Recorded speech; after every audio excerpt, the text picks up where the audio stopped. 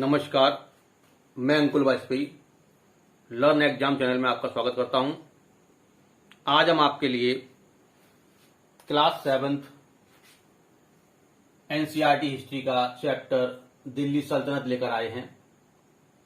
इसमें हम दिल्ली सल्तनत में जिन 5 डायनेस्टी ने रूल किया है उनका सीक्वेंस आपको बताएंगे और उनका पीरियड, और उन डायनेस्टी में जो सुल्तान हुए हैं उनका सीक्वेंस हम आपको बताएंगे। तो इसमें हम सबसे पहले देखेंगे गुलाम डायनेस्टी। ये गुलाम डायनेस्टी जो है वो 1206 में इस्टेब्लिश हुई है, जिसे कि कुतुबुद्दीन ऐबक ने इस्टेब्लिश किया था 1206 में। और कुतुबुद्दीन ऐबक जो है 1206 से 1210 तक रूलर रहा है दिल्ली सल्तनत का, ये कुतुबुद्दीन ऐबक।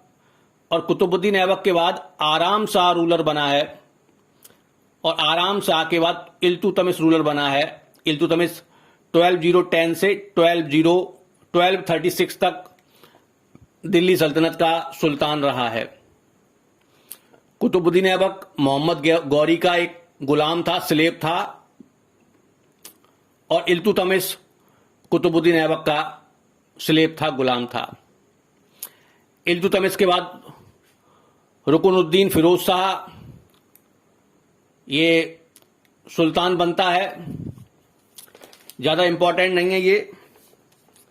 और उसके बाद रजिया इल्तुतमिश की बेटी सुल्तान बनती है, जो कि 1236 से 1240 तक दिल्ली सल्तनत की रूलर रहती है। और इसके बाद बैराम शाह, जैसा कि आप जानते हैं रजिया जो है इसे दिल्ली सल्तनत की पहली महिला शासिका कहा जाता है, first women ruler of Delhi सल्तनत। बैराम शाह है रजिया सुल्तान के बाद, और बैराम शाह के बाद आता है मसूद शाह। जी हां, इसे अलाउद्दीन मसूद शाह कहते हैं। और इसके बाद आता है नासरुद्दीन महमूद शाह। नासरुद्दीन महमूद के बाद बलबन जो है वो दिल्ली सल्तनत का सुल्तान बनता है, जो कि 1266 से 1287 तक सुल्तान रहता है। उसके बाद कैकुबाद, और उसके बाद थोड़े समय के लिए क्यूमर्स जो कि एक बच्चा ही था। तो इस तरह गुलाम डायनेस्टी में टोटल 11 सुल्तान बनते हैं, 11 रूलर रहते हैं, और ये 84 ईयर तक रूलिंग करते हैं। ये क्यूमर्स को 1290 में खिलजी डायनेस्टी का जलालुद्दीन फिरोज खिलजी हटा देता है और खुद सुल्तान बन जाता है। तो इस तरह जलालुद्दीन फिरोज खिलजी जो है खिलजी डायनेस्टी को इस्टेब्लिश करता है। खिलजी डायनेस्टी जो है 1290 से 1320 तक रहती है। और जलालुद्दीन फिरोज खिलजी के बाद अलाउद्दीन खिलजी सुल्तान बनता है। अलाउद्दीन खिलजी जलालुद्दीन फिरोज खिलजी का भतीजा भी है और दामाद भी है। अलाउद्दीन खिलजी वो पहला दिल्ली सल्तनत का रूलर है, the first Delhi sultanate sultan who invaded in south India. दक्षिण भारत पर आक्रमण करने वाला ये दिल्ली सल्तनत का पहला सुल्तान है। इसके बाद आता है उमर, अलाउद्दीन खिलजी के बाद। इसे सिहाबुद्दीन उमर कहते हैं, सिहाबुद्दीन उमर। ये सिर्फ 35 डेज के लिए रूलर बनता है। और उसके बाद है कुतुबुद्दीन मुबारक शाह खिलजी, कुतुबुद्दीन मुबारक शाह खिलजी। और उसके बाद आता है नासुद्दीन खुसरो खां। नासुद्दीन खुसरो खां जो है वो एक भारतीय मुसलमान है, इंडियन मुस्लिम है, जो कि खिलजी डायनेस्टी के अंतर्गत ही सुल्तान बनता है। तो इस तरह खिलजी डायनेस्टी में टोटल 5 सुल्तान होते हैं, जो कि 30 ईयर तक रूलिंग करते हैं।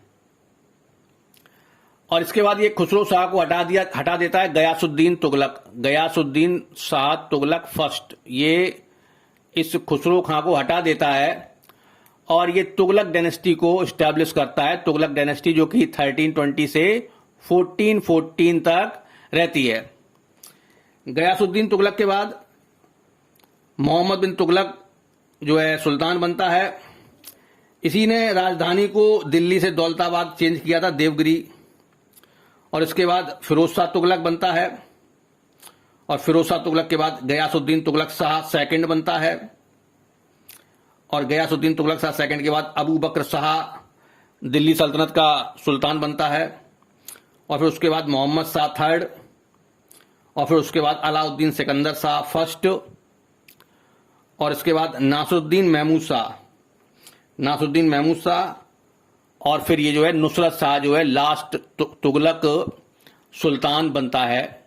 तो इस तरह टोटल 9 सुल्तान होते हैं इस तुगलक डायनेस्टी में, जो कि 94 ईयर तक रूलिंग करते हैं टोटल। नुसरत शाह को हटा देता है खिजर खां और ये खिजर खां सैयद डायनेस्टी को स्टैब्लिश करता है। सैयद डायनेस्टी 1414 से 1451 तक दिल्ली सल्तनत पर रूलिंग करती है।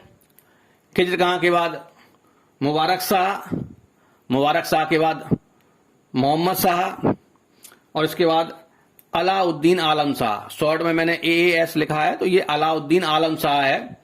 तो इस तरह टोटल 4 सुल्तान सैयद डायनेस्टी में होते हैं जो कि 36 ईयर तक रूलिंग करते हैं।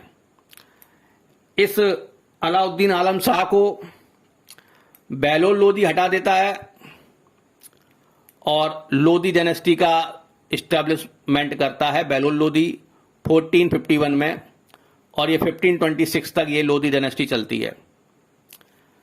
बैलोल लोदी के बाद उसका बेटा सिकंदर लोदी सुल्तान बनता है, जिसने कि आगरा शहर की स्थापना की थी। Sikandar Lodi founded Agra city and made is capital Agra और आगरा को अपनी राजधानी बनाया था सिकंदर लोदी ने। और इसके बाद जो है इब्राहिम लोदी सुल्तान बनता है जो कि 1517 से 1526 तक सुल्तान रहता है।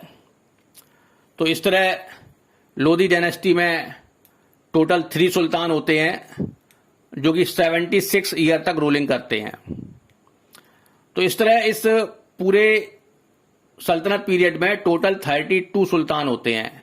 11 गुलाम डायनेस्टी के, 5 खिलजी डायनेस्टी, 9 तुगलक डायनेस्टी के, 4 सैयद डायनेस्टी के और 3 लोदी डायनेस्टी के। तो इस तरह 32 सुल्तान टोटल हुए और इनका जो टाइम पीरियड है डायनेस्टीज का 84 years Ghulam dynasty, 30 years Khilji dynasty, 94 year Tughlaq dynasty का रूलिंग, 36 ईयर सैयद डायनेस्टी का और 76 ईयर जो है लोदी डायनेस्टी का रूलिंग रहता है। अब हम आगे देखेंगे इनका सीक्वेंस। अगर हम नंबर ऑफ सुल्तान देखते हैं तो सबसे ज्यादा सुल्तान 11 गुलाम डायनेस्टी में होते हैं और उससे कम 9 सुल्तान तुगलक डायनेस्टी में होते हैं और उससे कम 5 सुल्तान खिलजी डायनेस्टी में है और 4 सैयद में है और 3 लोदी डायनेस्टी में है। तो ये इनका डिक्रीजिंग ऑर्डर है according to number of ruler. 11 sultan, 9 sultan, 5 sultan, 4 sultan and 3 sultan. ये है आपका Ghulam dynasty, Tughlaq dynasty, Khilji dynasty, Sayyid dynasty और लोदी डायनेस्टी। ये इनका सीक्वेंस है। और टोटल नंबर ऑफ पीरियड का अगर हम एक सीक्वेंस बनाएं, डिक्रीजिंग ऑर्डर बनाएं, तो इसमें सबसे ज्यादा टाइम तक रूलिंग करता है तुगलक जो कि 94 ईयर तक है। उससे कम है गुलाम डायनेस्टी जो कि 84 ईयर तक है और उससे कम है लोदी डायनेस्टी जो कि 76 ईयर तक है। उससे कम है सैयद डायनेस्टी जो कि 36 ईयर तक है और सबसे कम है 30 ईयर का ये खिलजी डायनेस्टी। सबसे कम पीरियड तक खिलजी डायनेस्टी के रूलर्स ने, सुल्तान्स ने रूलिंग किया है। तो ये जो सेशन है, ये वीडियो दिल्ली सल्तनत का आपके कॉम्पिटिटिव एग्जाम के लिए बहुत ही इंपॉर्टेंट है। इससे बहुत ही क्वेश्चन पूछे जाते हैं। ये जो डायनेस्टी का सीक्वेंस पूछा जाता है लगभग हर स्टेट के एग्जाम में और हर तरह के एग्जाम में, और इन रूलर्स का सीक्वेंस भी पूछा जाता है। गुलाम डायनेस्टी के, खिलजी डायनेस्टी के, Tughlaq dynasty, Sayyid dynasty and Lodhi dynasty के। तो ये आपके लिए बहुत इंपॉर्टेंट है। क्लास 7 का ये एनसीईआरटी हिस्ट्री है दिल्ली सल्तनत का। आगे हम इन सुल्तान्स की डिटेल जो है उसका भी एक वीडियो आपको बनाएंगे। हमारे वीडियो को आप लाइक कीजिएगा, सब्सक्राइब कीजिएगा, शेयर कीजिएगा और कमेंट करके बताइएगा आपको कैसा लगा। Thank you.